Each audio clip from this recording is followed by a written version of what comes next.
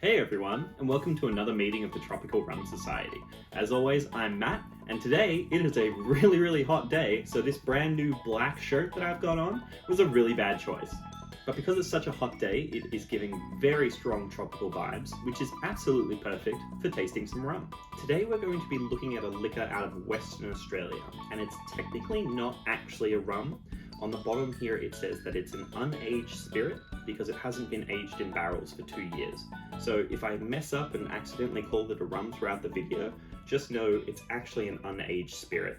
Anyway, in case you haven't picked it up from either the label right here or the name of the video, it is a legal tender, 1808, barely legal, unaged spirit, not a rum. This is actually one of the first Australian liquors that I had after realizing there's more in this country than just Bundaberg, so I figured it was time to give my thoughts on it.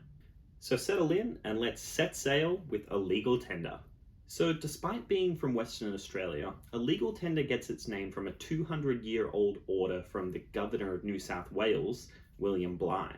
For the first 30 years of Australia's colonial history, you could actually use rum as a form of payment. But in 1808, Bligh decided that was not going to be the case anymore, and he declared that rum was now a legal tender.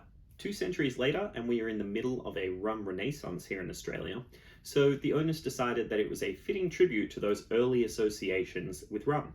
The distillery is in Dongara, Western Australia, which is about a 4-hour drive from the state capital of Perth. The head distiller and also founder, Cody Palmer, underwent a pretty major life change.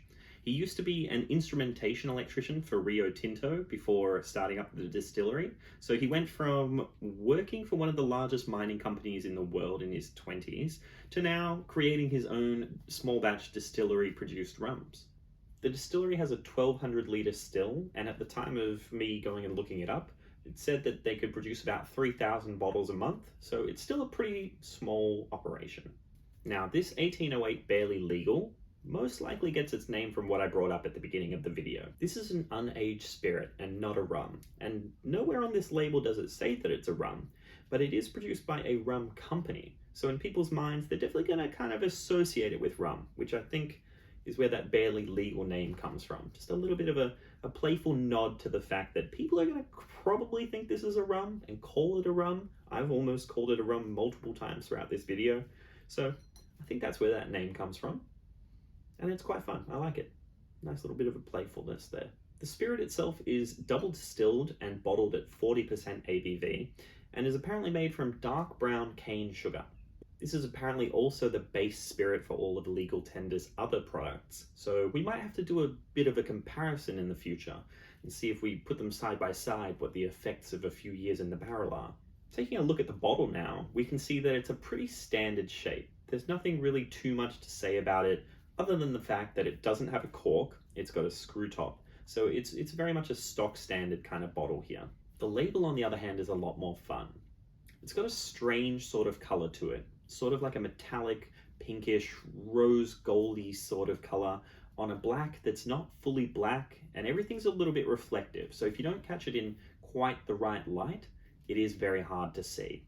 But when it is in the right light, it's got a really cool effect to it. The look of the old school tall ship with that detailed border around the edges gives this a really elegant sort of throwback look.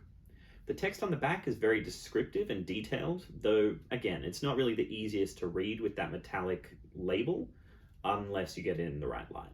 But we're not here for that description. We're not here to look at the bottle. We're here to taste the thing. So let's get this open, put it in a glass, and see what it's like.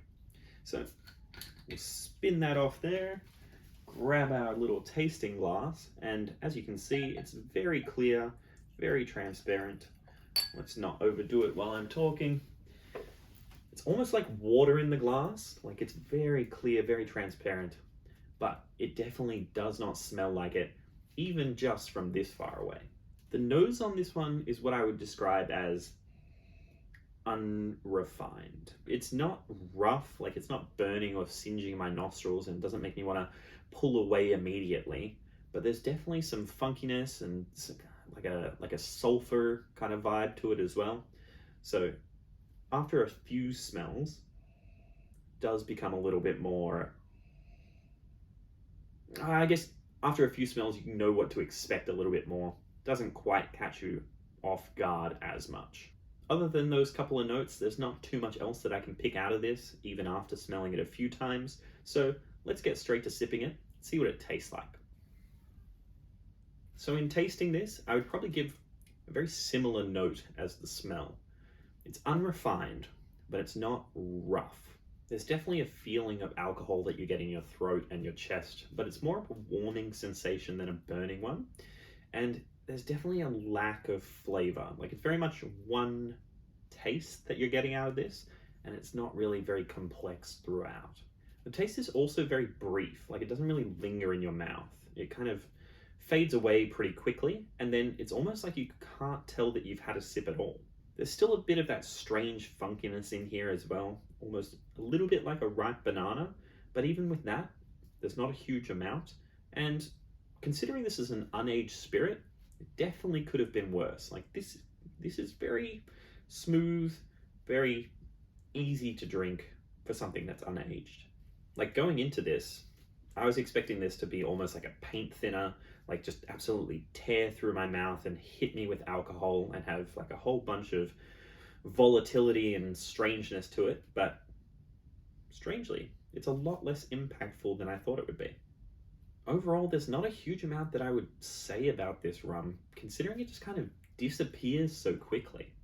With the smell, there's definitely a pleasant enough scent coming off this, but not really anything that you can dig into and get through multiple layers or anything like that.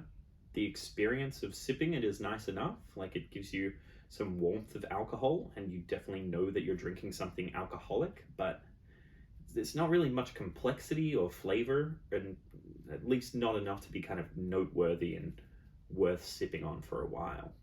I think considering how neutral this is and kind of how lacking it is in terms of its own flavor, it might be really interesting to have an aged version of this, because you'd probably get a lot out of the wood that wouldn't be overpowered by the actual base spirit itself.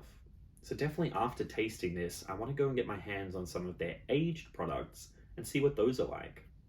But as far as this rum specifically, I've mostly used it to boost the ABV of rum-based cocktails without affecting the flavor too much. If you've tried this one before and you either agree or disagree with what I think, then drop it down in the comments below. I'd love to see what some other people think about this. But for now, I'm going to finish this one off, go put the bottle on the shelf, and I'll see you in the next meeting.